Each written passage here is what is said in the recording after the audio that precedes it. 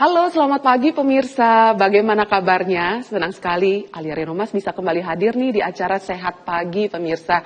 Kalau seandainya berbicara pada pagi hari, hal pertama tuh biasanya kalau saya bangun tidur, selain minum air putih, atau mungkin selain bersyukur deh ya, bersyukur sudah diberikan nafas, sudah diberikan kehidupan oleh Yang Maha Kuasa pada hari ini, pastinya juga langsung minum air putih ya, kalau seandainya saya langsung minum air putih nih. Tapi mungkin ada beberapa dari pemirsa yang ketika pagi hari sebelum beraktivitas, memiliki kebiasaan minum yang manis-manis. Salah satunya mungkin teh manis anget, atau kalau saya teh manis anget itu nggak sempet sarapan di rumah, ya udah deh nggak apa-apa, bawa aja nih mungkin kopi-kopi kekinian atau teh-teh manis kekinian ya, dibawa di mobil untuk sambil diminum supaya bisa energize nih pada pagi hari ini. Tapi tahu nggak pemirsa, selama ini kan berseliweran ya di sosial media yang mengatakan bahwa minuman manis ini ternyata menjadi salah satu penyebab gangguan ginjal atau mungkin gagal ginjal salah satunya. Apakah betul atau tidak ya? Dan kalau seandainya gagal ginjal, apakah ini sama dengan gangguan ginjal pemirsa? Pada pagi hari ini bersama dengan saya Alia Renomas di acara Sehat Pagi, kita sama-sama akan membahas seputar gangguan ginjal di usia muda. Sudah hadir bersama dengan saya pada pagi hari ini ada Dr. Artaria Cempakasari, spesialis penyakit dalam konsultan ginjal hipertensi. Saya menyapa dulu Dr. Arta ya pemirsa. Selamat pagi Dr. Arta. Selamat pagi Mbak Alia. Bagaimana kabarnya dok? Alhamdulillah sehat, alhamdulillah. Dr. Arta, hari ini saya tanya dulu, Dr. Arta hari ini tadi pagi ketika bangun tidur memiliki kebiasaan minum teh manis anget atau air putih anget dok? Saya biasanya bangun tidur air putih dulu. Air putih. Tapi saya kebiasaan biasanya minum susu. Oh minum susu. Iya, tapi ya sesuai usianya. Kalau tua ya susu yang disesuaikan. Sesuai disesuaikan ya dok ya. Dok kan katanya zaman sekarang ini banyak sekali ya, saya lihat ini seliweran ya. Katanya banyak deh yang kena gangguan ginjal atau mungkin salah satunya juga gagal ginjal, terutama di usia muda dokter. Seperti kita tahu kalau seandainya zaman dulu, ini gangguan ginjal kan biasanya dialami oleh orang-orang yang sudah berusia sepuh ya dok ya. Tapi kenapa ya dok, zaman sekarang kok orang-orang yang usia muda, usia produktif bisa mengalami gangguan ginjal dokter Arta? Terima kasih Mbak Alia. Sebetulnya gangguan ginjal pada usia muda itu sudah dikenal dari dulu ya, dari istilahnya pelajaran kita itu udah ada. Jadi artinya ada istilah, kalau kita baca memang di jurnal-jurnal itu penelitian yang untuk usia muda itu prevalence atau incidence-nya itu kurang, maksudnya dibanding dengan yang dewasa betul atau anak-anak betul gitu ya. Tapi sebagian besar mengatakan memang itu asalnya dari glomerulonefritis, istilahnya dari bagian terkecil dari ginjalnya itu sendiri itu yang sudah tidak baik. Dari ya artinya mungkin pada masa anak-anak kemudian beranjak dewasa, pas dewasa mudanya mungkin usia 18 sampai dengan 30 tahun itu dia sudah mulai menjadi gangguan ginjal. Jadi bahkan mulai istilahnya gagal ginjal, mulai menjadi penyakit ginjal kronik. Artinya sesuatu yang irreversible, yang tidak bisa kembali. Jadi itu yang pertama kali adalah glomerulonefritis. Jadi ada sesuatu yang salah di bagian terkecil dari ginjalnya. Kemudian berikutnya ya kelainan kongenital yang dibawa dari usia anak-anak itu. Jadi begitu, biasanya begitu dari penelitian-penelitian yang ada. Itu yang bisa penelitian yang ada. Ya. Dok, boleh dok dijelaskan dulu kepada kita semua, kan pasti ini pemirsa di rumah juga masih bertanya-tanya ya kalau seandainya ditanya nih tentang anatomi di dalam tubuh atau organ tubuh kita. Sebenarnya ginjal itu terletak di mana sih dok gitu ya? Karena kan terkadang kalau seandainya kita perempuan aja ada nyeri perut, udah nih langsung mulai lebay nih, jangan-jangan kena ginjal nih, selama ini kurang minum air putih atau apa gitu ya. Sebenarnya ginjal ini posisi dan lokasinya kalau di dalam tubuh kita ini di mana dokter Arta? Dan sebenarnya fungsinya itu sebagai apa? Ginjal itu letaknya retroperitoneal, jadi bukan di depan sini, bukan di depan ya, tapi dia di belakang. Oke, di belakang, di tengah atau enggak di kanan kiri, jadi bukan tengah kiri. Makanya kalau kita sering memeriksa itu bertanya sebelah mana. Kalau tengah ya biasanya bukan, pasti agak ke sini, agak menyamping kanan atau ke kiri. Jadi itu letak ginjal. Jadi bukan, kalau dia mengatakan sini ya perut, itu bukan biasanya. Fungsinya itu banyak ya, dan dia termasuk amazing ya, jadi sesuatu yang menakjubkan memang. Dia fungsinya adalah pertama meregulasi cairan ya, jadi kita banyak minum atau kurang minum itu ginjal itu mengadakan kompensasi ya. Kemudian dia mengatur keseimbangan elektrolit, mengatur keseimbangan asam basa. Kemudian juga ada produk-produk hormon yang dikeluarkan di situ. Kemudian juga termasuk meregulasi tekanan darah ada di situ. Oh, di ginjal itu? Iya, jadi dia termasuk di dalamnya juga meregulasi tekanan darah kita. Oke. Itu makanya ginjal dan hipertensi itu juga maksudnya gandengannya juga gitu ya. Jadi dia sesuatu yang menakjubkan, dan di dalam ginjal yang seperti itu banyak sel-selnya itu fungsinya berbeda-beda sehingga rumit sebetulnya itu. Tapi kurang lebih itu tadi udah jelaskan oleh Dokter Arta ya pemirsa, untuk fungsi ginjal itu adalah meregulasi cairan, mengatur elektrolit tubuh, terus udah gitu hormon tubuh juga ada terkait dengan ginjal. Untuk tekanan darah pun juga ada di ginjal itu ya dok ya. Dok, berarti apa nih yang kira-kira yang menyebabkan gangguan ginjal di usia muda, selain tadi yang Dokter Arta sempat katakan ada kelainan kongenital ya kan, mungkin glomerulonefritis.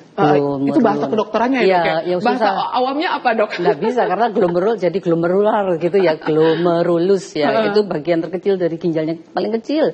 Di situ ada. Nah di situ tempatnya filtrasi, jadi saringan dari ginjalnya. Jadi hal-hal yang baik direabsorpsi, terus kemudian dikeluarkan. Ya di situ lah. Kalau ada kesalahan di bagian terkecil itu, nah kesalahannya kan pasti bukan satu itu ya, mesti dia banyak juga di bagian banyak. Kesalahan di satu itu menyebabkan kesalahan yang besar gitu, dan terus menerus tentu saja itu. Berarti apa nih dok yang bisa menyebabkan gangguan ginjal, selain dari tadi Dokter Arta katakan ada kelainan kongenital, ini berarti udah kelainan bawaan ya dok ya, terlahir dengan kelainan ginjal gitu ya dok ya, kalau kelainan tapi kalau yang glomerulonefritis bukan kongenital, kadang-kadang dalam peristiwa dia dalam kehidupannya itu ada sesuatu yang mengenai, jadi gitu. Jadi misalnya dulu pernah batuk pilek misalnya, terus kemudian dia ada peristiwa antigen antibody di situ terbawa larinya ke ginjal, itu juga bisa. Jadi banyak. Kemudian penyakit-penyakit sistemik, jadi penyakit-penyakit seperti misalnya lupus misalnya, itu juga bisa akhirnya ke ginjal juga bisa. Kemudian penyakit lain seperti HIV, hepatitis, itu juga semua juga bisa ke glomerulus, atau dari glomerulusnya itu sendiri yang salah itu juga bisa. Jadi banyak penyebabnya sebetulnya. Ya, ini tadi penyebabnya yang Dokter Arta sempat mention adalah ini penyebab dari kayak penyebab ini ya dok ya, penyakit-penyakit autoimun ya dok ya, lupus. Iya, masuk juga di dalamnya. Termasuk juga ya dok ya. Saya pikir itu selama ini kan kita berpikir bahwa gangguan ginjal itu bisa terjadi akibat pola hidup ya, atau mungkin pola makan. Istilahnya mungkin selama ini kurang minum air putih, suka minum yang manis-manis gitu ya. Terus apalagi lah gitu, mungkin suka makan gorengan lah yang gitu-gitu. Saya berpikirnya begitu. Itu yang bisa menyebabkan gangguan ginjal. Ternyata itu berapa persen untuk menyumbang gangguan ginjal dok? Memang sulit karena di jurnalnya itu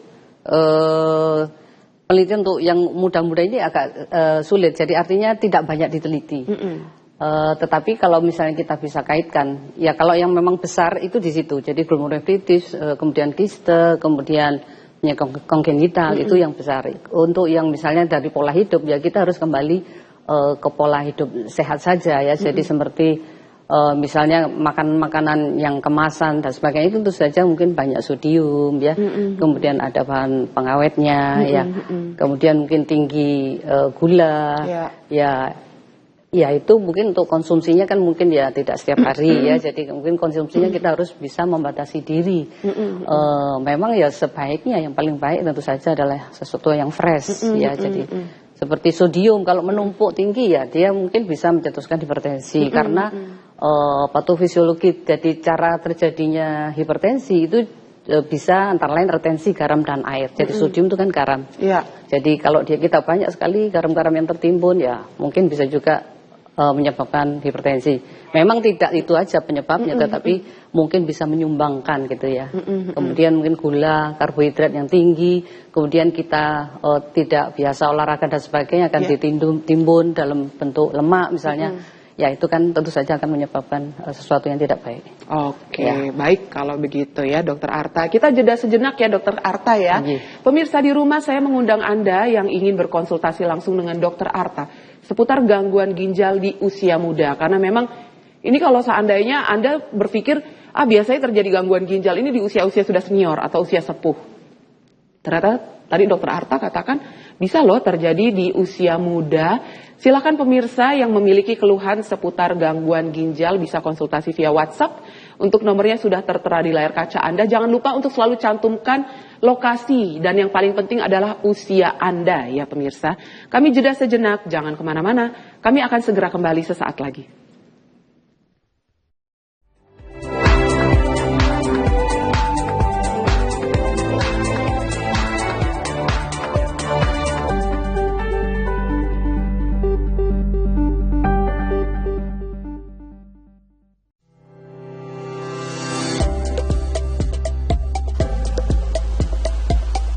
Halo, saya Bram Palarai.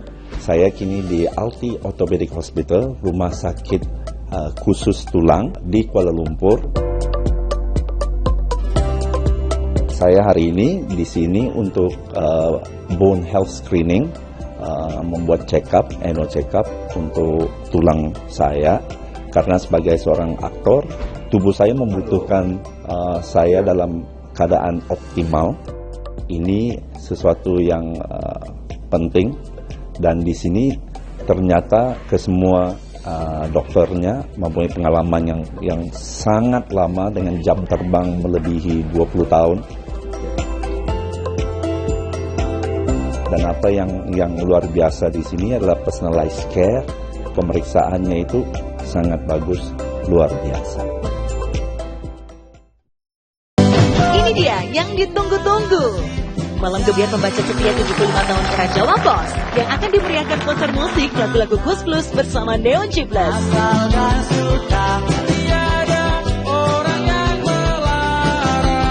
Pengen ikutan acara ini? Langsung aja daftar dengan mengisi form di bawah ini. 75 tahun.jawapos.co.id atau kirim WhatsApp ke nomor berikut. Dengan format, ketik nomor pelanggan dan nama. Syaratnya, kalian merupakan pelanggan aktif para Jawa Pos, area Surabaya, Sidoarjo, dan Gresik. Eits, jangan lupa ya, wajib pakai dress code Vibes 70-an. Pendaftaran tidak dipungut biaya, a.k.a. gratis. Buruan daftar, karena pendaftaran akan ditutup jika kuota penuh. Undian Super Grand Prize menguntah Platinum ke-75 tahun Koran Jawa Pos akan dilakukan 1 Juli 2024 di JPL Arena Surabaya dan akan disiarkan langsung oleh Jawa Pos TV pukul 19 waktu Indonesia Barat.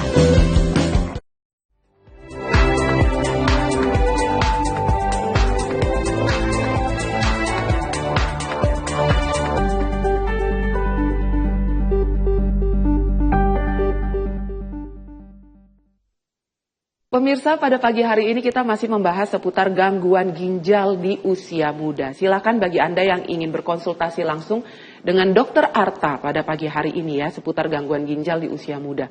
Tadi Dokter Arta sudah sempat menjelaskan nih, sebenarnya fungsi ginjal ini kayak ajaib banget lah ya. Istilahnya itu sesuatu yang amazing gitu, karena memang fungsinya banyak sekali.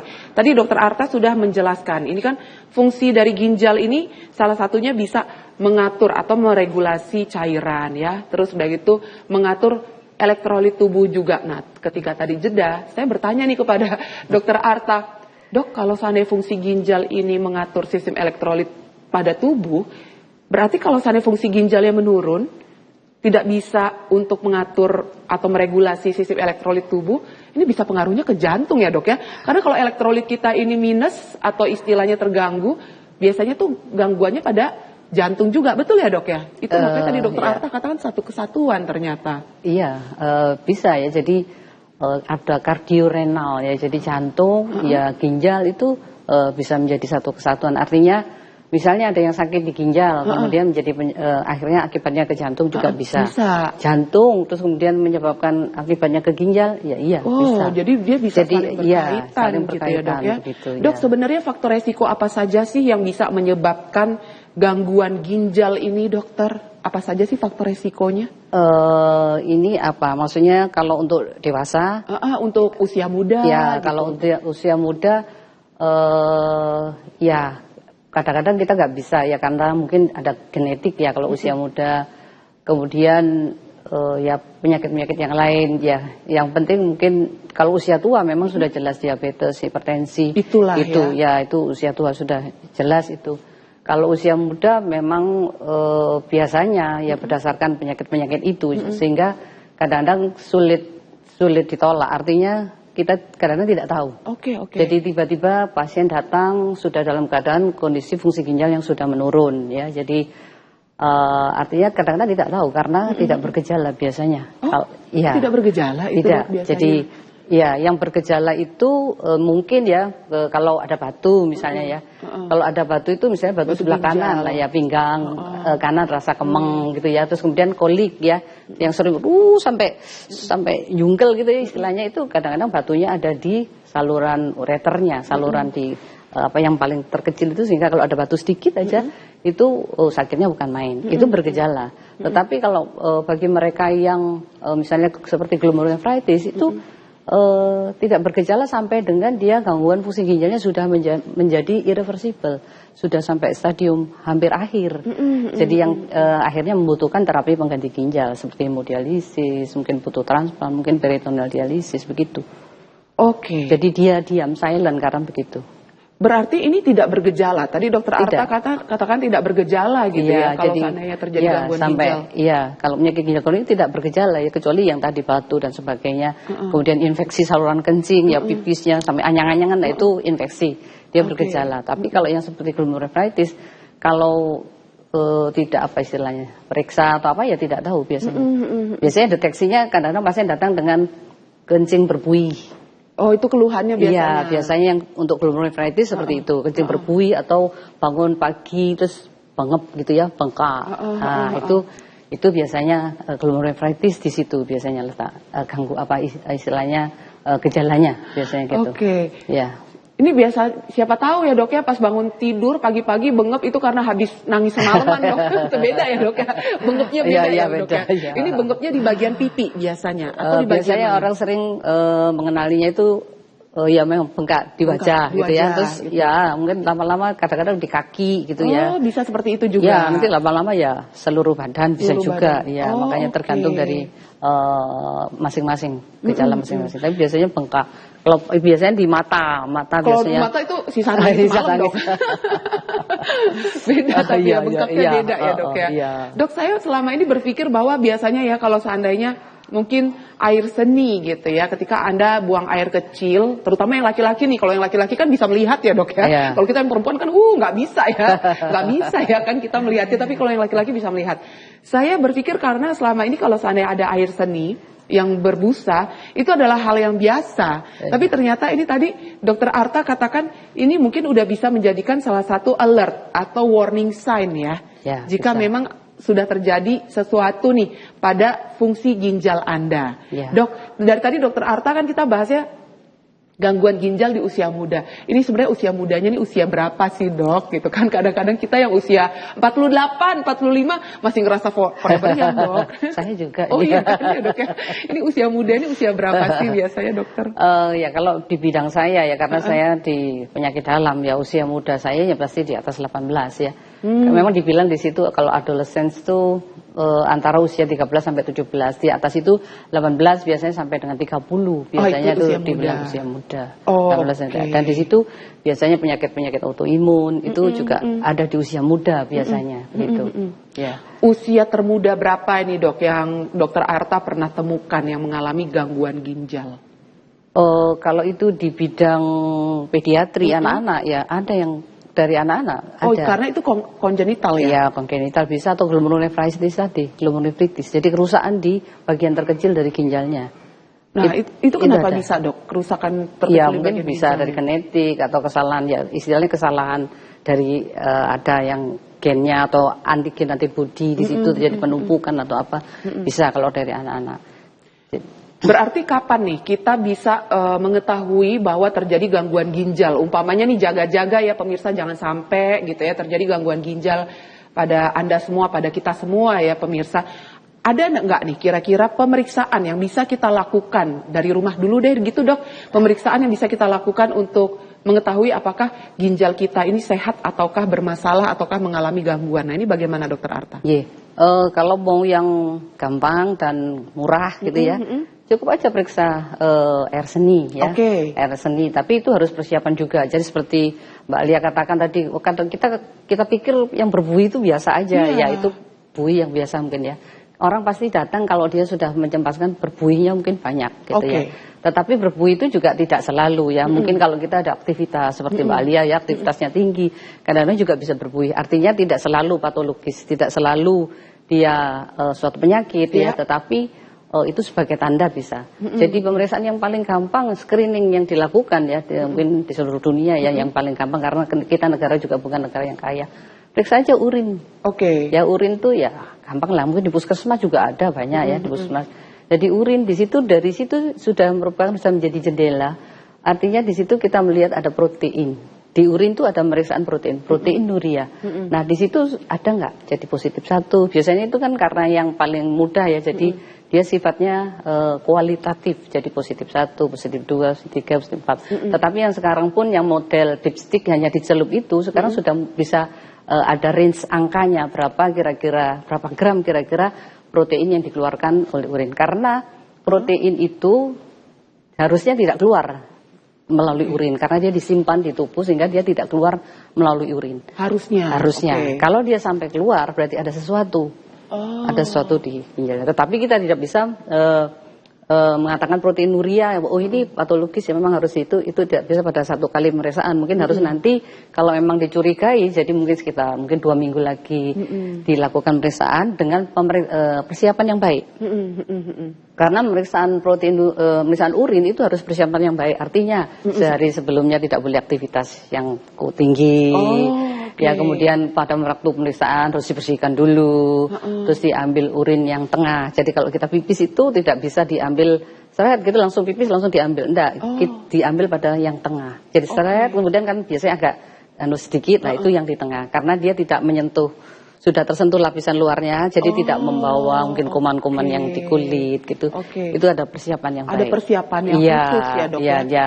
Rata-rata lah kalau di lab pasti dikasih tahu begitu. Ini baru tahu nih dari dokter Arta nih pemirsa. Kalau untuk pemeriksaan urin itu bukan urin yang pertama keluar ya, tapi untuk urin yang tengah ya dok ya. Ini istilahnya kalau seandainya kita mau buang air kecil sedikit, tahan sedikit, baru kita tampung begitu. Enggak, betul ya, dok, ya? Bukan, ya tetap dikencingkan. Tapi kalau yang pertama itu kadang-kadang membawa kuman dari kulit. Tapi yang kedua kan sudah ini dibersihkan istilahnya. Itu ya memang seperti itu harusnya supaya betul-betul yang kita periksa itu betul-betul hasilnya nanti sesuai gitu. Dok, apa sih kaitannya tadi dokter Arta katakan kalau seandainya mau pemeriksaan ini kan bisa dilakukan di puskesmas juga ya, pemirsa ya, untuk pemeriksaan urin ini untuk mengetahui fungsi ginjal kita lah sebenarnya ya.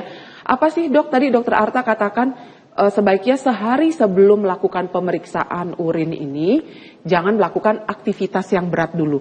Nah ini kaitannya apa dok? Iya karena karena protein-protein yang itu bisa keluar, tapi ya karena aktivitas itu ya, jadi tidak bisa dijadikan patokan gitu ya. Seperti kita dulu pernah ada dalam rangka memperingati World Kidney Day, kita melakukan pemeriksaan itu untuk screening gitu ya supaya dapat banyak, itu di Tunjungan Plaza. Wah, waktu itu kita kaget juga. Waduh, kok banyak banget nih protein ureanya gitu ya. Akhirnya yang ada protein urea itu kita panggil kembali. Kita panggil kembali untuk dilakukan tes ulang dengan pemeriksaan yang lebih baik, persiapan yang lebih baik. Ternyata menurun, istilahnya tidak sebanyak yang pertama. Artinya sudah sesuai dengan insiden yang terjadi di luar gitu ya. Jadi mereka mungkin di TP dari TP1 sampai TP6 kali gitu. Nah, dikelilingi. Ini salah, yang ngambil screening salah. Kenapa di sini gitu ya. Jauh dong perjalanannya ya kan. Aktivitas berat itu, belum lagi kalau sambil gendong anak, ya kalau satu, anaknya kembar, nah gendong 2, kurang berat apa itu dok kalau begitu. Baik, kita jeda sejenak ya dokter Arta. Pemirsa, kami harus jeda sejenak. Nanti ketika saya kembali, saya akan mulai membacakan WhatsApp yang sudah masuk pada pagi hari ini. Jangan kemana-mana, tetap di Sehat Pagi.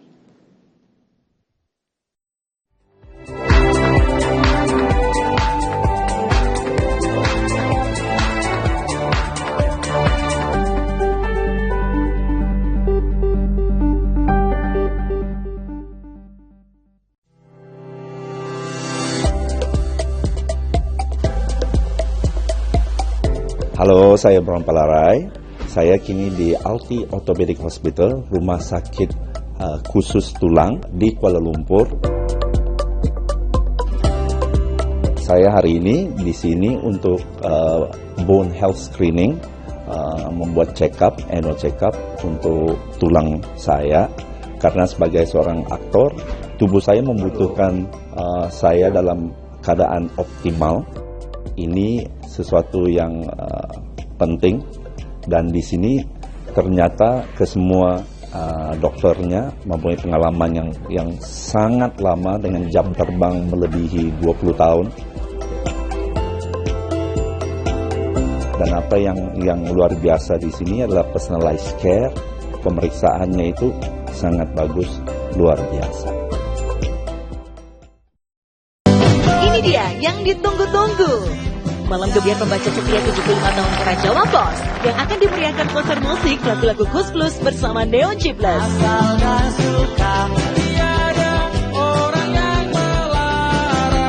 Pengen ikutan acara ini? Langsung aja daftar dengan mengisi form di bawah ini.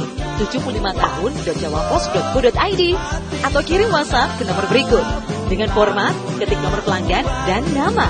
Syaratnya, kalian merupakan pelanggan aktif para Jawa Pos, area Surabaya, Sidoarjo, dan Gresik.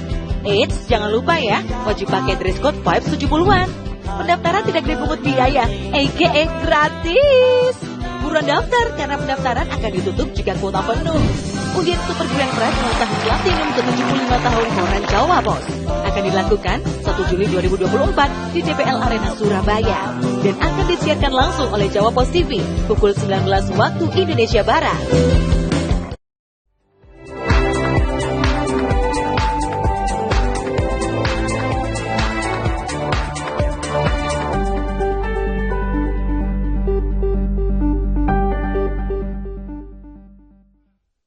Terima kasih pemirsa, masih stay tune di Sehat Pagi. Dan sekarang saya mau menyapa dulu Bapak Gunadi yang ada di Semarang. Halo, selamat pagi Pak Gunadi.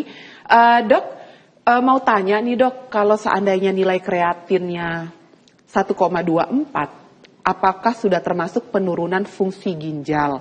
Nilai rujukan 1,2. Lalu ada yang bilang, kalau ada asam urat, itu berkaitan dengan penurunan ginjal juga dok. Apakah benar atau tidak dokter?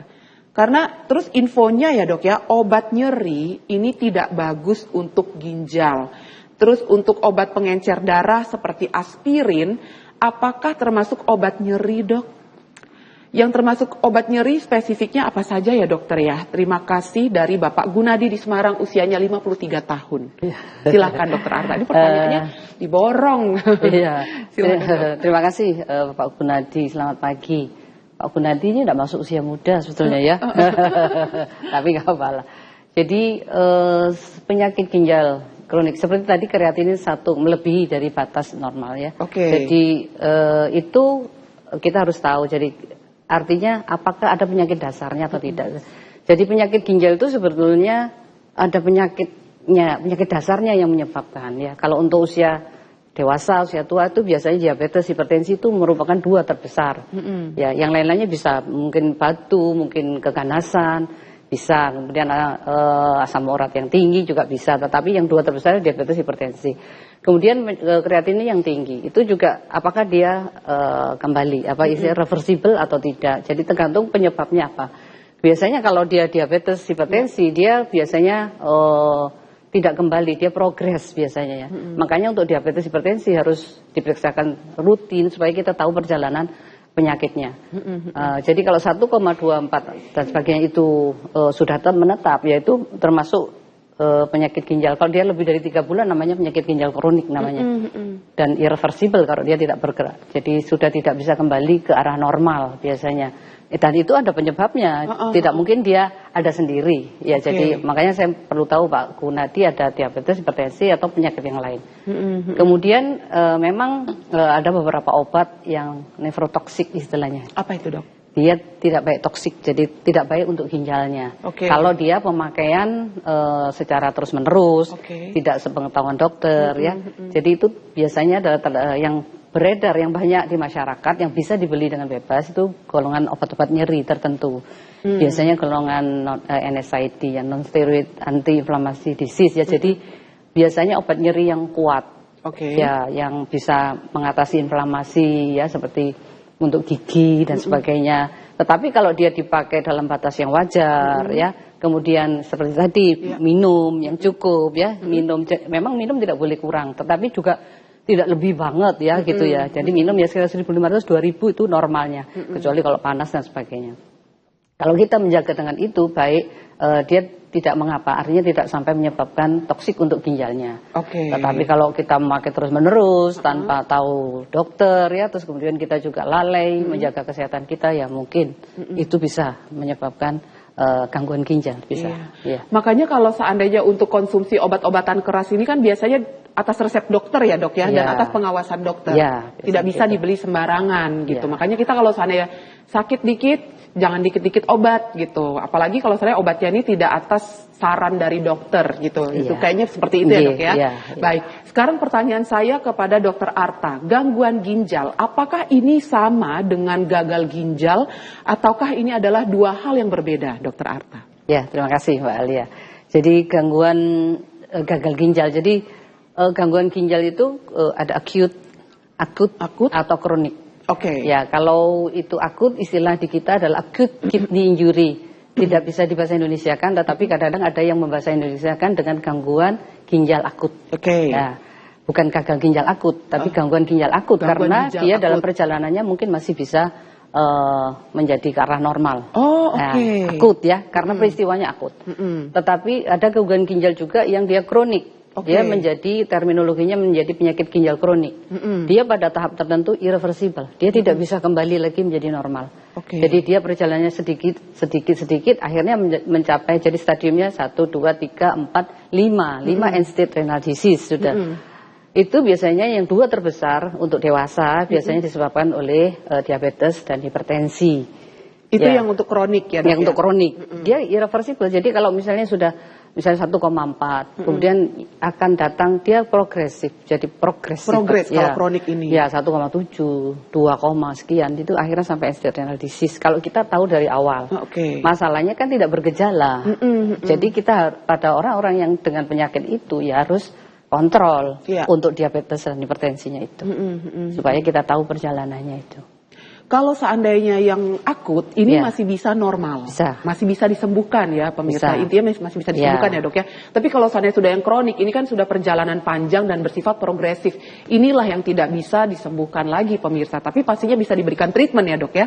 Maksudnya istilah di treatment untuk memberikan kualitas hidup lah kepada ininya pasiennya, supaya nggak sakit-sakit banget gitu ya. Benar nggak sih dok? Ya, kalau yang akut itu biasanya sesuatu yang emergency biasanya.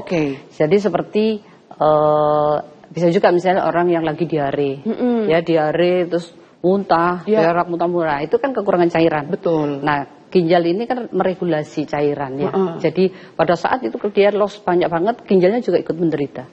Maka setelah kita terapi cairan dan sebagainya, fungsi ginjalnya kembali. Itu termasuk yang akut termasuk ya, itu ya? Perdarahan bisa, terus atau orang-orang dengan sakit yang berat.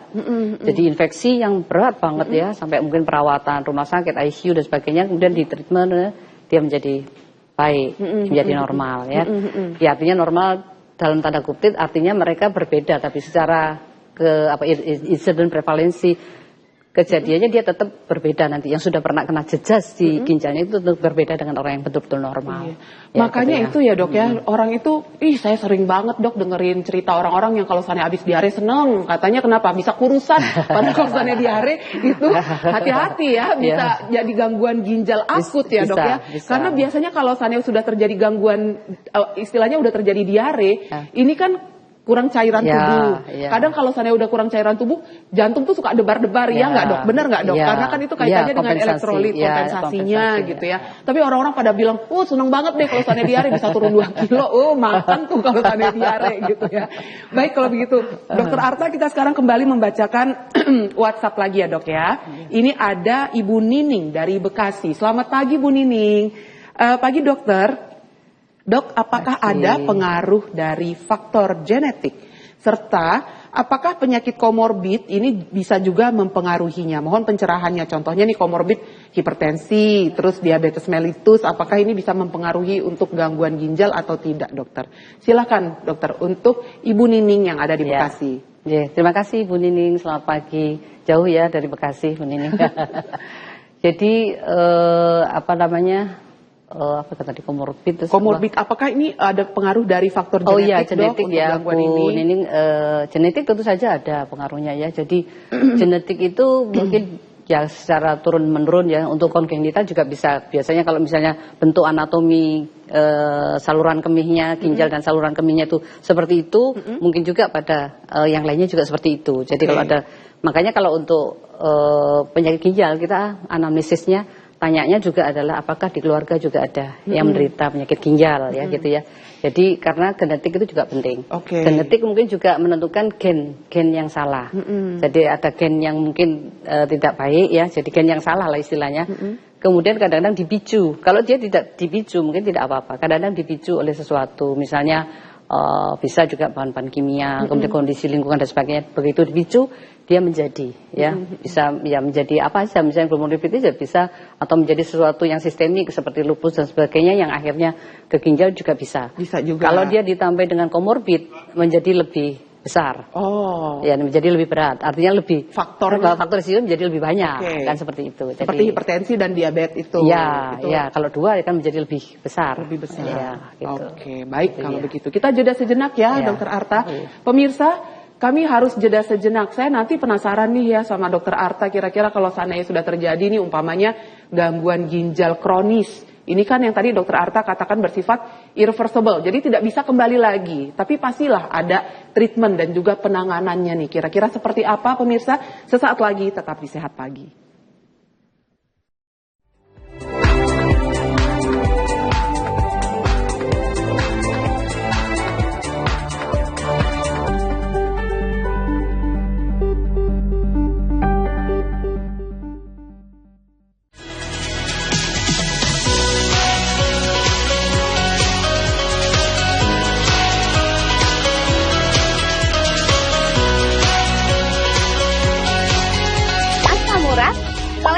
Hipertensi, diabetes, mah lambung, kaki, kebas, dan kesemutan, jangan biarkan dan jangan remehkan.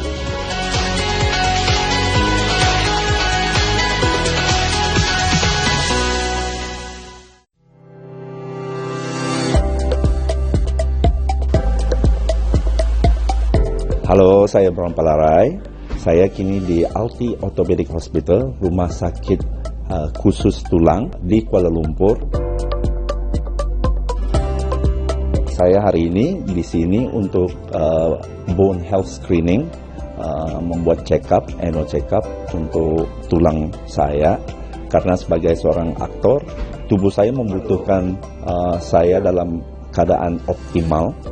Ini sesuatu yang penting, dan di sini ternyata kesemua dokternya mempunyai pengalaman yang sangat lama dengan jam terbang melebihi 20 tahun. Dan apa yang luar biasa di sini adalah personalized care, pemeriksaannya itu sangat bagus, luar biasa.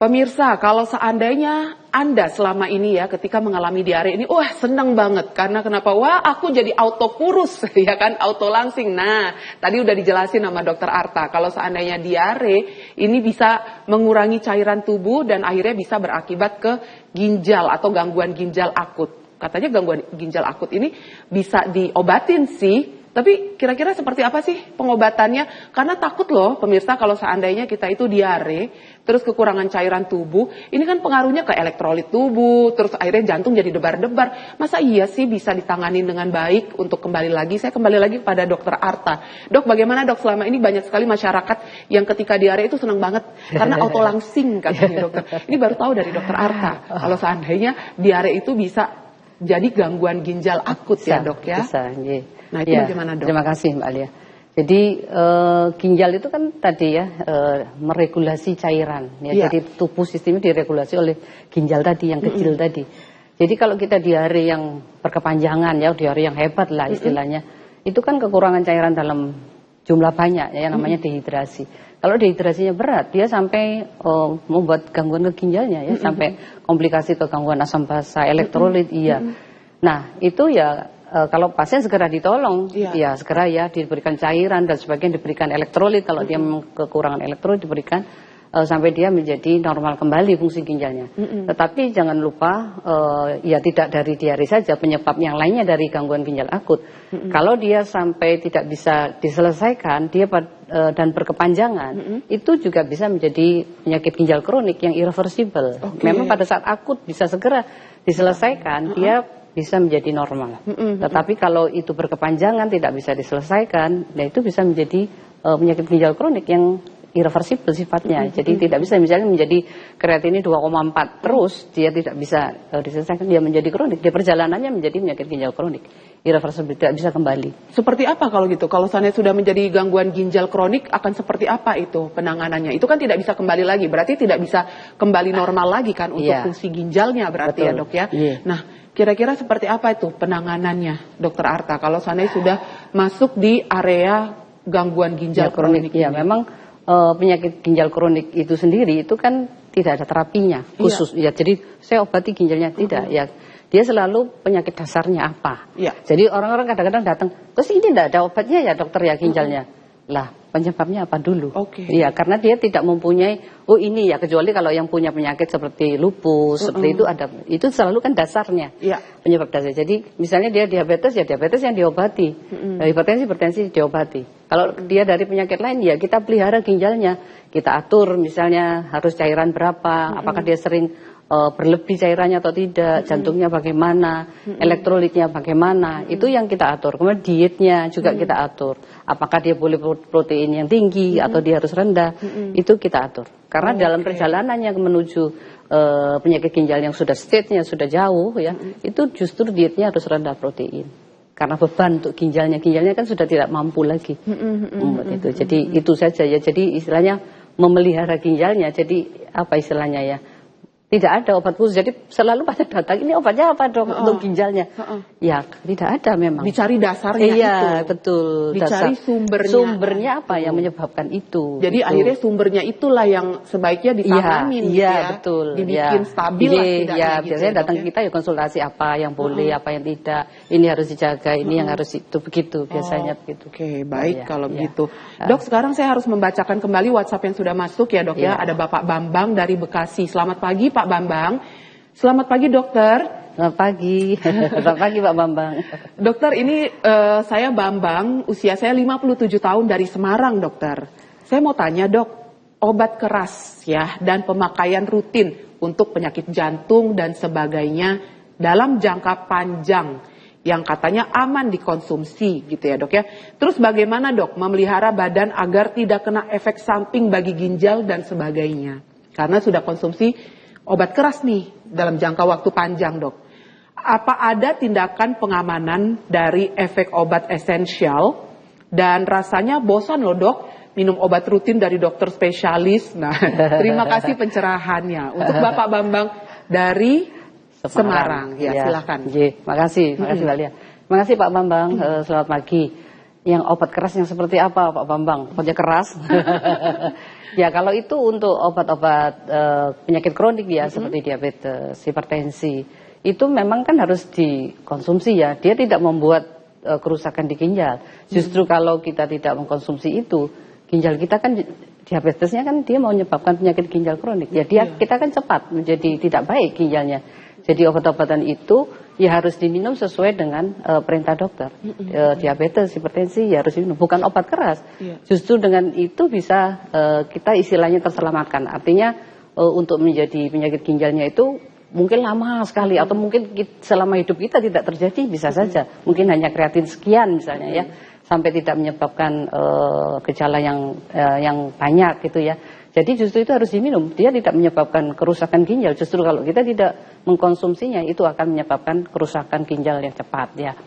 Kemudian itu saya tadi lupa yang tadi yang obat nyeri seperti obat nyeri, yang aspirin ya, gitu-gitu. Aspirin itu memang masuk dalam NSAID golongannya ya. Tetapi yang masuk dalam NSAID itu dalam jumlah yang besar, biasanya 500 mg. Kalau untuk pencegahan jantung biasanya ya supaya darah kita tetap encer ya, tidak menjadikan plak dan sebagainya, itu dosisnya kecil dan dia sudah diteliti bahwa dosis 80 mili atau 75 mili, 80 mili biasanya atau 100 mili itu tidak menyebabkan gangguan di ginjal. Itu sudah diteliti ya, gitu ya, sudah, Dok, ya? Sudah evidence base-nya ada. Oke, sudah, baik. Ya. Selanjutnya dokter, saya harus membacakan Dok karena semakin lama nih WhatsApp yang masuk semakin rame Dok ya. Ada Ibu Eni dari Semarang. Selamat pagi Bu Eni. Assalamualaikum dokter. Waalaikumsalam. Saya Eni, usia saya 41 tahun dari Semarang. Saya tanya ya Dok ya, saya itu pernah terapi di poli penyakit dalam.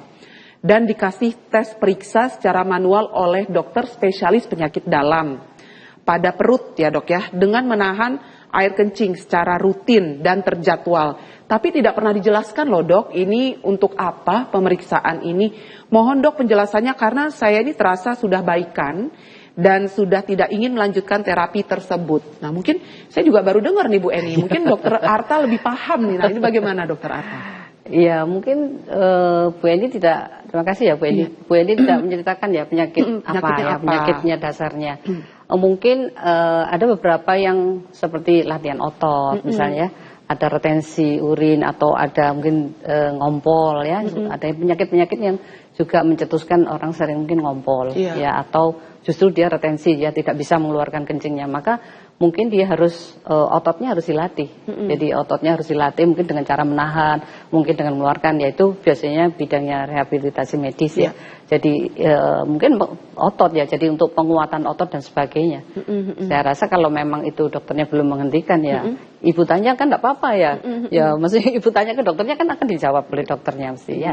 Ya gitu aja menurut saya begitu. Baik, selanjutnya ya Dok, Bapak Heri dari Surabaya. Selamat pagi Pak Heri. Selamat pagi dokter. Selamat pagi Pak Heri. Dok, saya ini ada penyakit jantung, terus minum obat seumur hidup, terus minum itu ditakar ya Dok ya, minum air putihnya ditakar. Kira-kira itu pengaruh nggak ya Dok ya ke ginjal? Nah ini bagaimana dokter? Memang akhirnya ngeri sedap ya Pak ya, kalau seandainya minum obat seumur hidup gitu. Nah ini bagaimana Dokter Arta? Iya terima kasih Alia, terima kasih Pak Heri, selamat pagi. Ya memang kan kalau kita bicara normal itu berbeda dengan kalau kita bicara bahwa seseorang yang sudah punya sakit ya. Kalau kita bicara normal ya minumlah, bukan sebanyak-banyaknya ya, minumlah yang banyak ya 1.500, 2.000, ya kalau panas mungkin 2.500 kemudian. Tetapi kalau kita sudah menderita suatu sakit ya, penyakit jantung, mungkin jantung kita besar ya, kemudian memompanya juga tidak kuat, itu kita harus mengurangi cairan. Kalau tidak kan dia beban jantungnya menjadi besar ya, kemudian tidak bisa mengeluarkan cairan, tidak bisa mengeluarkan pipis dan sebagainya. Ya kan luber, menjadi bengkak-bengkak badannya. Jadi itu memang harus dikurangi cairannya. Dan biasanya ya kalau pompa jantung tidak bagus, itu kadang-kadang ya ginjalnya biasanya ikut, mau tidak mau biasanya. Makanya untuk menjaga itu semua, ya kalau pompanya tidak bisa kuat, kita banyak minum, ginjalnya tidak bisa mengeluarkan urin, ya akhirnya menjadi bengkak dan sesak karena dia mungkin masuk ke paru-paru juga bisa. Oke, baik kalau begitu. Dokter Arta, kita harus jeda sejenak ya pemirsa. Semoga nanti ya di segmen terakhir saya masih sempat untuk membacakan WhatsApp yang sudah masuk. Jangan kemana-mana, tetap di Sehat Pagi.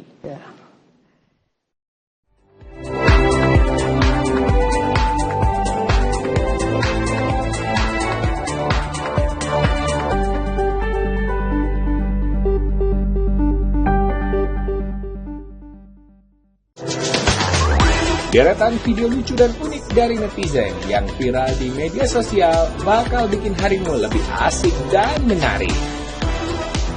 Dan beneran dong, si kakak satu ini ikutan bikin konten tiruin ibu-ibu di jalanan sampai totalitas banget. VJPK, viral jempol, viral kocak.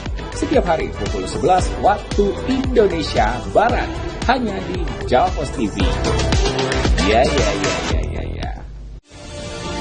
menghadirkan berita seputar kebijakan, pemerintahan, aktivitas bercorak keindonesiaan.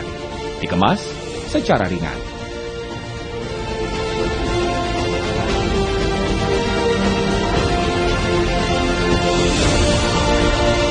Saksikan Beranda Indonesia, Senin hingga Kamis pukul 20 waktu Indonesia Barat. Hanya di Jawa Pos TV.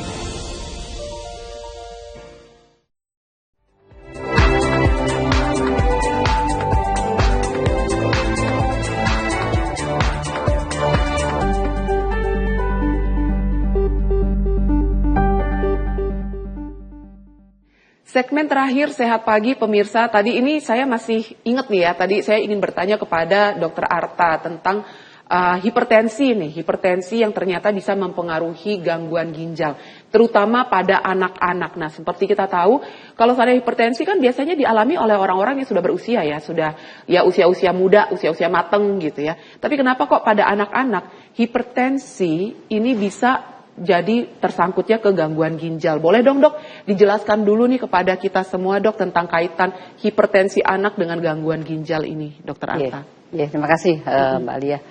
Jadi hipertensi pada anak itu sering diabaikan ya. Jadi kalau tadi penyakit ginjal kronik dewasa itu penyebab terbesarnya diabetes dan hipertensi. Nah, kalau hipertensi pada anak itu sering diabaikan oleh orang tua. Oh, hipertensi 140, it's okay, orangnya nggak apa-apa. Ini justru hipertensi ini bisa menyebabkan bukan sebagai tanda dari glomerulonefritis tadi. Biasanya kita harus mencari di urinnya bagaimana. Biasanya protein uri, jadi ada protein loss keluar. Kadang-kadang ada eritrositnya juga di urinnya itu. Jadi dia merupakan satu kesatuan dari suatu penyakit dari glomerulus. Jadi itu harus kita betul-betul kita tangani. Sebab kalau tidak nanti dia menjadi penyakit ginjal kronik. Yang kita tidak tahu. Jadi kadang-kadang hipertensi, sudahlah anaknya nggak apa-apa. Tahu-tahu dia sudah gangguan ginjal. Iya, gangguan ginjal. Baik, dok, kita angkat telepon dulu ya. Ada yang penelpon nih. Halo, selamat pagi. Selamat pagi. Iya, dengan Bapak siapa ini? Bapak Gutoyo Demak. Oh, silakan Pak. Bapak Gutoyo ya di Demak ya. Silakan Pak. Mau tanya dok. Halo. Iya. Halo, ya. Silakan Pak. Dengar kok Pak. Apa? Pak Gutoyo, halo. Ginjal, halo. Ya, bagaimana Pak? Untuk ginjal. Apa itu? Untuk paling penting untuk ginjal itu apa? Oh, vitamin yang bagus untuk ginjal itu apa? Begitu ya Pak ya? Oke, itu saja. Ginjal, yang paling jelek apa? Paling bagus apa? Oh, oke. Baik Pak, kalau gitu. Ini langsung dijawab ya sama Dokter Arta ya, Pak Gutoyo ya. Terima kasih Pak Gutoyo. Sehat selalu ya Pak. Oke, nah ini mungkin pertanyaan Pak Gutoyo sama dengan pertanyaan Bapak Suwantoro dari Surabaya yang bertanya apakah ada vitamin untuk ginjal. Nah kira-kira bagaimana ini Dokter Arta untuk pertanyaan dari Bapak Gutoyo di Demak dan juga Bapak Suwantoro dari Surabaya. Silakan dok. Terima kasih Pak Gutoyo sama Pak Suwantoro. Pak Suwantoro ya. Selama ini tidak ada ya, jadi vitamin yang baik itu misalnya untuk ginjal. Saya sendiri kadang-kadang orang tidak percaya, tidak pernah minum vitamin. Ya kadang-kadang kata pasien dokter bohong, katanya gitu loh, emang nggak pernah minum vitamin. Jadi dijaga aja ginjalnya ya, dijaga seperti tadi dia regulasi cairan. Jadi cairan yang masuk ke tubuh kita ya harus cukup, jangan sampai kekurangan. Ya kalau kekurangan ya dihitung berapa kekurangannya ya diselesaikan hari itu ya. Makanya sekarang banyak orang bawa itu ya 2 liter itu 2 liter, kalau saya enggak begitu juga, tapi saya selalu menghitung, oh saya kurang minum. Jadi ya harus regulasi cairannya harus cukup. Kemudian ya pola hidup yang sehat ya. Misalnya kita juga harus exercise ya 30 menit sehari. It's okay, dia biasanya aerobik yang intermediate ya, mungkin jalan cepat 30 menit, santai, tidak yang sifat pertandingan tenis apa-apa, tidak. Jadi karena kan akan micu hormon kan gitu ya. Itu kalau yang untuk lifestyle yang baik ya istilahnya. Kemudian ya menjaga makanan-makanan, usahakan yang fresh, lemaknya yang tidak unsaturated ya, tidak lemak jenuh ya. Kemudian kalau untuk hipertensi yang belum sakit loh ya, itu biasanya memperbanyak makanan buah, sayuran karena dia banyak mengandung vitamin K dan sebagainya. Ya itu belum yang sakit ya. Kalau sakit beda lagi ya. Dok ya. Ya harus perbanyak sayur, buah seperti itu yang menjaganya ya. Baik, selanjutnya dokter, ini untuk Ibu Wahyuni dari Sawangan Depok. Selamat pagi dokter. Selamat pagi, Bu Dok, Yuni. suami saya ini gagal ginjal stadium 3, dokter. Diet protein yang tepat itu kira-kira seperti apa ya dok ya? Dan berapa sih ukuran yang tepat untuk konsumsi protein per hari? Berapa jumlah air maksimal yang bisa dikonsum? Karena suami saya juga punya asam urat. Nah ini bagaimana untuk Ibu Wahyuni dari Sawangan, Depok? Silahkan dokter. Yes, terima kasih Mbak Lia. Pagi Bu Wahyuni ya. Ya memang ini personal ya, jadi artinya kita mestinya harus dokternya yang sendiri ya. Cuman secara umum memang pada stadium 3B biasanya ya itu sudah mulai diet rendah protein ya. Memang kalau kita mengatakan dalam bentuk gram ya Mbak Lia, jadi misalnya 0,6 sampai 0,8 gram per kilogram berat badan per hari. Cuman ini kan memang harus diterjemahkan oleh ahli gizi misalnya ya.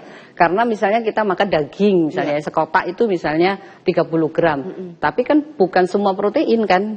Ya di dalamnya 30 gram itu mungkin proteinnya hanya mungkin 5 gram dan sebagainya. Makanya diet rendah protein itu harus diterjemahkan, mungkin kita harus bertanya ke ahli gizi.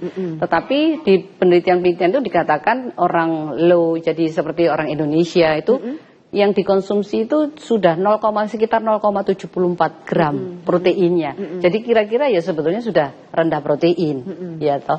Jadi itu pokoknya secukupnya. Jadi artinya mungkin ayam secukupnya ya, bukan kalau kita makan-makan tuh bukan steak ya. Itu kalau pingin steak ya mungkin ya secuil lah, seirisan mungkin empal apa gitu ya, sekotak gitu aja, itu menurut saya sudah rendah protein. Karena dalam penelitian itu orang-orang yang middle low itu sudah 0,74 gram proteinnya rata-rata kalau begitu. Dan air tentu saja sesuai dengan kencing yang dikeluarkan. Iya, lebih baik mungkin ke dokter yang nanti saya takut salah ya gitu ya. Baik, secara umum gitu ya. Dokter Arta, tips dong singkat saja dok bagi kita semua ya untuk menjaga fungsi ginjal dengan baik. Tips saja dokter. Ya, untuk menjaga fungsi ginjal saya rasa ya kita tadi karena regulasi cairan kita harus minum air dalam jumlah yang sesuai disarankan ya, yang cukup 1.500, 2.000 dan sebagainya. Tidak memperbanyak. Kemudian ya bergerak. Ya kita baik karena kita bergerak. Ya jadi mungkin exercise ya. Kemudian makan buah sayur ya untuk bagi yang belum sakit ya tentu saja. Kemudian makanan-makanan yang sehat ya, jadi bukan junk food ya. Artinya makanan-makanan yang sehat, jadi yang fresh dan sebagainya itu untuk menghindarkan kita dari gangguan ginjal. Ya. Kemudian yang usia muda mungkin kalau ada keluhan kencing berbuih, hipertensi, segera periksakan ke dokter. Oke, baik kalau begitu. Dokter Arta bisa dicari di mana? Dokter Arta ini prakteknya di mana? Waduh, nggak boleh mengiklankan. Boleh dong. Oh, boleh. Sebut dok, prakteknya di mana dokter? Saya udah pulang. Saya kan di Sutomo ya, jadi saya pegawai negeri, tentu saja saya di Sutomo. Kemudian ada saya di RSI, di Al Irsyad, saya ada. Oke, baik kalau begitu. Dokter Artaria Cempakasari, spesialis penyakit dalam konsultan ginjal hipertensi. Terima kasih banyak Dokter Arta. Terima kasih Mbak Lia. Sehat selalu ya dok. Amin, amin, sehat selalu juga Mbak Lia. Amin, semoga kita bisa jumpa di lain kesempatan Dokter Arta. Terima kasih pemirsa sudah menonton acara Sehat Pagi ya pemirsa. Saya tadi pokoknya ingat itu pesannya Dokter Arta. Bergerak ya, mulailah untuk bergerak. Walaupun Anda memiliki keluhan gangguan ginjal, apalagi kalau saya Anda sehat ya, ini mulailah bergerak, exercise, olahraga, dan menjaga pola makan dengan seimbang. Alia Renomas pamit, sehat selalu jiwa dan raganya. Sampai jumpa.